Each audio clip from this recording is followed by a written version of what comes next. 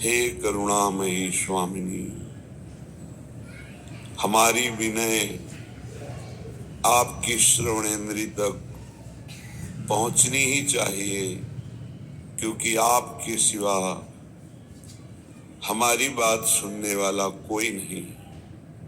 क्योंकि हम में कोई गुण नहीं, हम में कोई साधना नहीं, हम में कोई तप पवित्रता नहीं जिससे हमारी कोई बात सुने।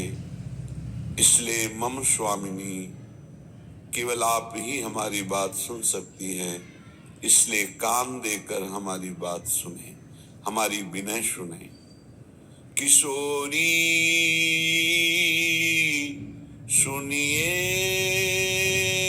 ये दे कान, मुको चरण शरण महा लीजे, अब नहीं दीजे जान। किशोरी सुनिए ये दे कान, तुम हो दुख मिटावन श्यामा, तव समान नहीं आन। करुणा सिंधु दयामयी स्वामिनी, मैं हूँ बहुत अयान। किशोरी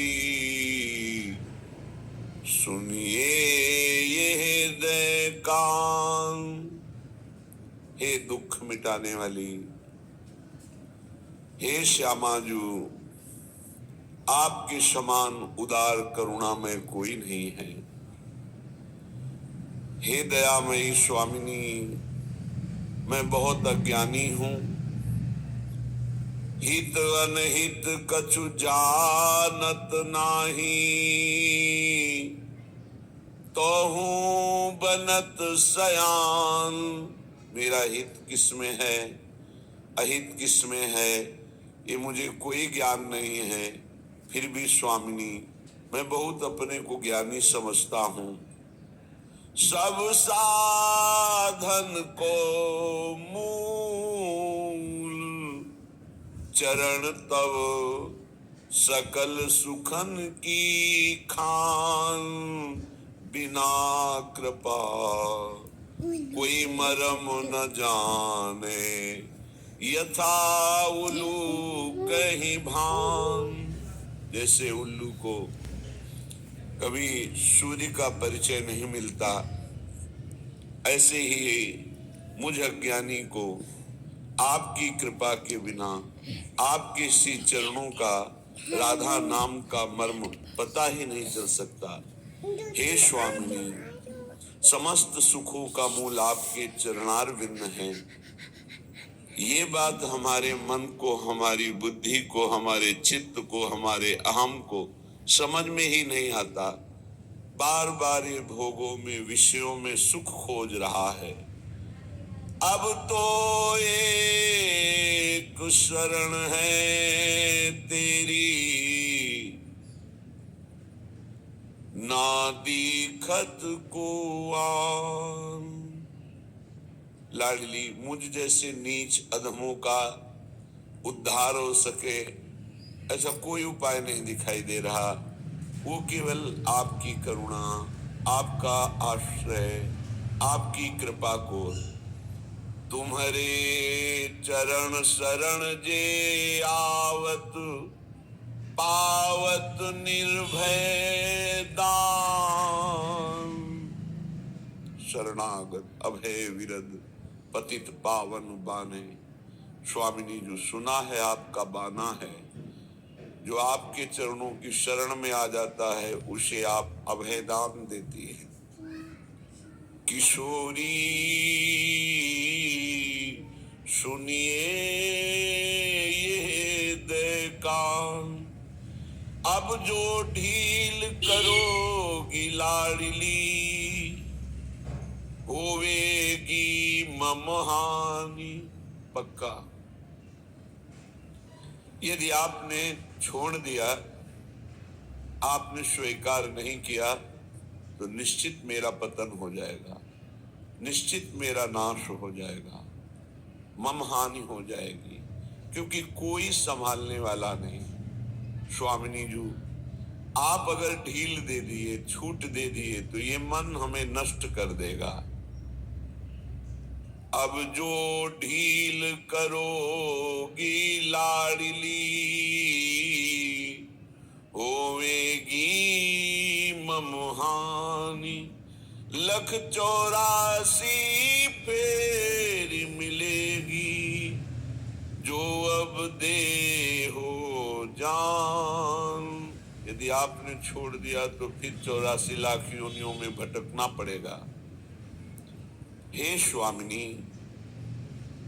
सुनहु कृपालु कृशोदरी स्वामिनी, हे गौरांगी सुख खानी, कुंज विहारिणी मैं शरण तिहारी। कृपा करो जन जानी किशोरी, सुनहु विनय देका। हे लाडली, ये मेरी विनय कान देकर सुन लीजिए कि मैं किसी योग्य नहीं हूँ, बहुत अधम हूँ। आपके चरणों का आश्रय लिया है, यदि आपने छोड़ दिया तो निश्चय मेरा नाश हो जाएगा, 84 लाख योनियों में भटकना पड़ेगा। स्वामिनी, केवल आपका ही भरोसा है।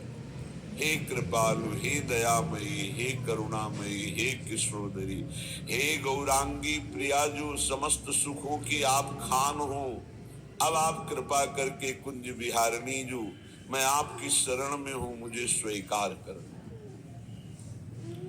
स्वामी जी बहुत करुणामयी। विनय तो आज कर रहे हैं अपने लोग, बिना विनय किए उन्होंने करुणा कर दी। आज हम मांग रहे हैं कि आपके चरणों की शरण मिल जाए। बिना मांगे उन्होंने चरणों की शरण दे दी, बिना मांगे राधा नाम का परिचय दे दिया। जिसकी जिह्वा पे राधा नाम है, हृदय में गोरे चरणारविंद का आश्रय है, परम पद, उसके लिए कोई खास बात नहीं। विश्वास कीजिए, जैसे कमल के पराग से लुभायमान होकर भौरा उस पुष्प में बंद हो जाता है, यद्यपि उसमें कोरे काठ में भी छेद करने की सामर्थ्य है, ऐसे अनंत ब्रह्मांडों के स्वामी प्रभु राधा नाम लेने वाले के अधीन हो जाते हैं। जो राधा चरणारविंद की दास्ता स्वीकार करता है तो अद्भुत कृपा वर्षा करते हैं। ये मेरी प्राणेश्वरी स्वामिनी की निज सहचरी है, इसके कारण वो अधीनता स्वीकार करते हैं, वो प्रणति होते हैं, वो नमन करते हैं राधा नाम जपक और राधा चरणारविंद की शरण में जो है। अपने लोगों को पता ही नहीं था कि इतना दुर्लभ वस्तु श्री धाम वृंदावन का आश्रय वास महिमा, जिसकी बड़े बड़े दिव्य महापुरुष गान करते, वो हमें वास करने को मिलेगा, हमें इसमें आने को मिलेगा, हमें यहाँ कुछ क्षण बिताने को मिलेंगे या जीवन बिताने को मिलेगा। ये तो अहेतु की कृपा केवल किशोरी जू की, जो बिना विनय बिना प्रार्थना के पहले ही दे दी।